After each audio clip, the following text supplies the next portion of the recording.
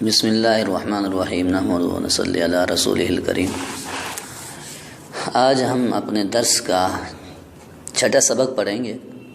حدیث مبارک ہے حسن السوال نصف العلم، کہ پیارے پیغمبر صلی اللہ علیہ وسلم نے فرمایا کہ اچھا سوال کرنا یہ بھی نصف علم ہے، کیونکہ آدھا علم سوال کرنا ہے اور آدھا علم اس کا جواب ہے۔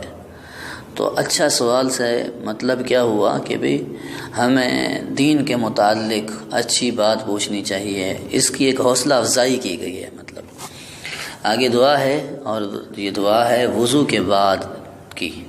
فرمایا وضو کے بعد یوں پڑھا جائے: اشہد ان لا الہ الا اللہ وحدہ لا شریک لہ واشہد ان محمدا عبدہ ورسولہ۔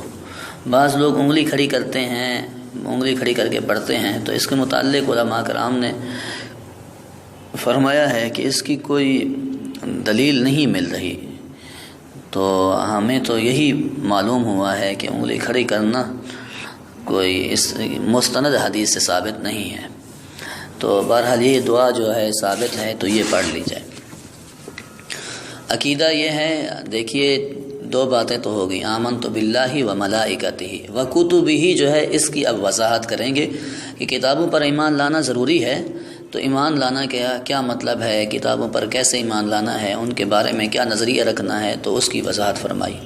فرمایا اللہ تعالیٰ کی آسمانی کتابوں میں 4 کتابیں بہت مشہور ہیں: تورات، زبور، انجیل، قرآن مجید۔ قرآن مجید اللہ رب العزت کی آخری کتاب ہے۔ اب اس کے بعد کوئی کتاب آسمان سے نہیں آئے گی، اور قیامت تک قرآن مجید ہی کا حکم چلتا رہے گا۔ آسمان سے نازل ہونے والی تمام کتابیں حق اور سچ تھیں، لیکن بعد میں لوگوں نے، یعنی یہود و نصارہ وغیرہ نے، ان میں تحریف کی، انہیں بدل ڈالا۔ آپ کے سامنے ہے کہ ہر سال کوئی نہ کوئی نیا نسخہ ان کے ہاں آتا رہتا ہے۔ تو گویا ان لوگوں نے تحریف کی ہے اپنی کتابوں میں۔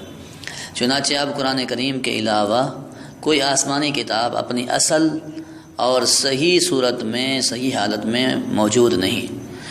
تورات اور انجیل اور زبور کے جو نسخے اس وقت موجود ہیں وہ سب تحریف شدہ ہیں، لہٰذا ان کے متعلق اصل آسمانی کتابیں ہونے کا عقیدہ رکھنا غلط ہے۔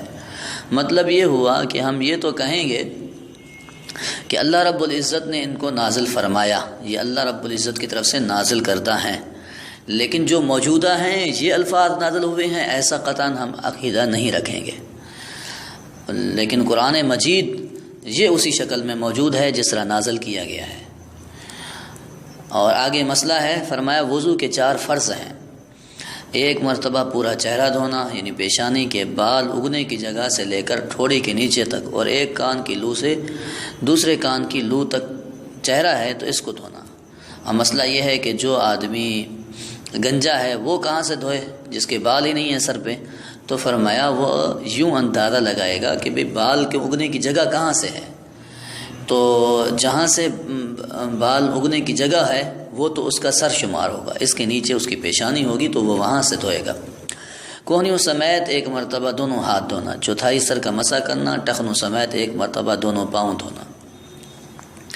آگے مسئلہ طہارت کا ہے کہ اگر قالین پر کچھ نجاست یا پیشاب وغیرہ لگ کر خشک ہو جائے، پھر اس پر اتنا گیلا پاؤں لگ جائے کہ اس سے قالین خوب تر ہو جائے، اور وہ تری کسی دوسری چیز کو بھی لگ جائے، تو یعنی دوبارہ وہ پاؤں کو وہ تری جو ہے لگ جاتی ہے تو وہ پاؤں ناپاک ہو جائے گا۔ پھر یہ پاؤں آدمی چاہے نماز پر رکھتا ہے اور وہ تری نظر آ رہی ہے، جیسے نظر آ جاتی ہے جب زیادہ تر ہوتا ہے پاؤں، تو فرمایا وہ جہاں نماز بھی ناپاک ہو جائے گی۔ اور اگر قالین اتنا بھیگا نہیں ہے کہ پاؤں زیادہ اس کا گیلا نہیں تھا، تو اب اگر اس نے قالین وغیرہ پر پاؤں رکھا ہے تو اس سے پاؤں ناپاک نہیں ہوگا۔ آگے من گھڑت بات ہے، فرمایا بعض لوگ رات کو جھاڑو دینا، منہ سے چراغ بجھانا اور رات کو آئینے میں چہرہ دیکھنا یا عصر کے بعد جھاڑو دینا معیوب اور برا سمجھتے ہیں، حالانکہ اس میں بھی شرعاً کوئی عیب نہیں ہے۔